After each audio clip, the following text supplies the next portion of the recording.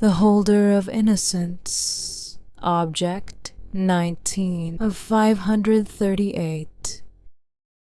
Innocence, once lost, does not simply disappear. It goes somewhere. It screams somewhere. It becomes something.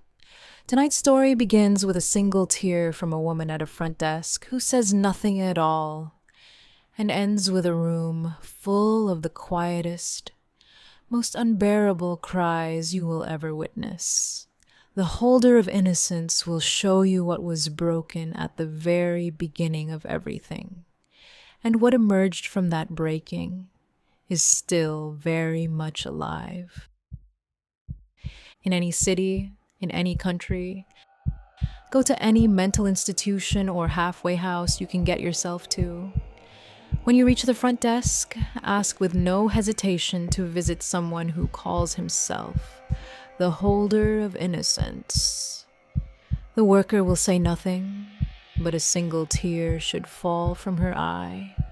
She will guide you to a forgotten hallway in an abandoned wing of the rundown institution. She will not enter the hall with you, but will only look into your eyes with a cautious hope, her own expression seeming to beg for salvation. Should you enter the hall, you will not see much, save for the dirty, broken fragments of what were once beautifully carved ivory statuettes. Before long, you will hear a soft whimper from the other side.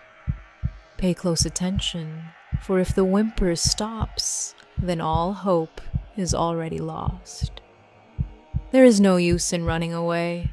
As you turn the handle of the simple wooden door on the other side, a warm and cozy light will greet your face. You will find yourself in the bedroom of a young girl of 18 years.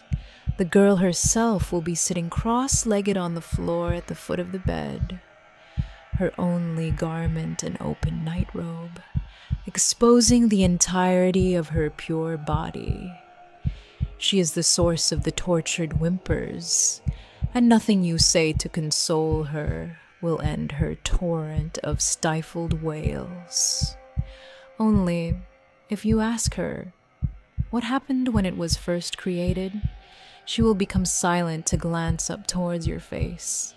Her beauty will render you breathless, and if you are still capable of any thought, it will be only the realization that in her you see everything in this world that you truly love.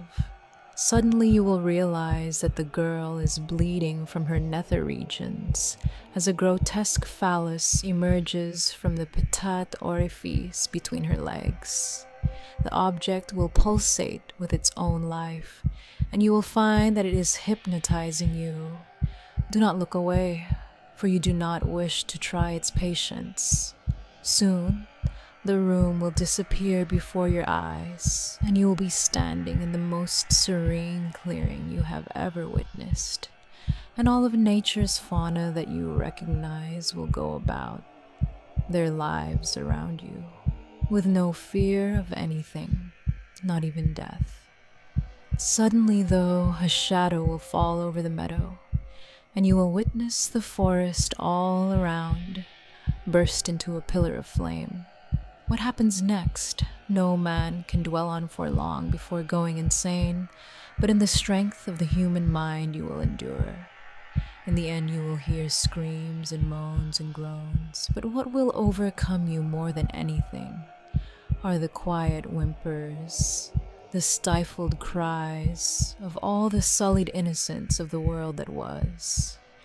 You realize that these cries will continue to be heard all across the globe until the world's end. None can endure those near silent pleas and still maintain the slightest hope for the future. The illusion will fade, and you will find yourself back in the room. You will find the girl lying dead on the floor, her face a mixture of agony and horror, her already decaying body feeding the now towering phallus and giving it a sinister glow. That is Object 19 of 538. If you touch it, then it will be yours. But if you let it master you, then it will use your body to seek and assemble all the pieces, no matter what the cost. The quiet whimpers. That's what breaks this one open for me. Not the fire, not the horror, not the decay. The small, stifled cries that the story tells us will never stop. Not until the world ends. There is something in this story that touches a grief too large to hold for long, and I have to set it down carefully when I'm done narrating it. If you let it master you, it will use your body. That is the most human warning in all of these rituals, because we all know what it means to be mastered by something we should have just walked past. Never seek this holder alone. And if you enter that hallway and the whimpering stops, don't run. There is, as the story tells us, simply no point. That's tonight's story. Another object. They must never come together. Thank you for staying with me. If this one appeals to you, like this video and comment below. Subscribe so you don't miss the next story. I will see you soon. Sleep carefully. The next story will be waiting.